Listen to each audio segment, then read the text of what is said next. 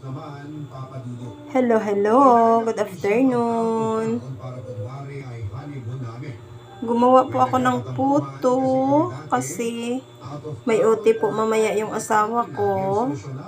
Gabi na po siya uuwi. So, kailangan may babaonin siyang pagkain na mimeriendahin niya mamaya. Ayan po.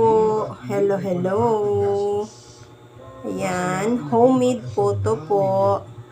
Ayan po. With cheese sa taas. Ayan po. Ayan. Kasi kailangan may babaonin kasi gabi na po siya uuwi mamaya. Tapos yung kain niya na kanin, kakunti lang kasi nga hindi pwede maraming kanin. Ayan. So, pababaonan ko na lang siya ng mamerienda niya mamaya. Ayan. Bye po. Thank you for watching.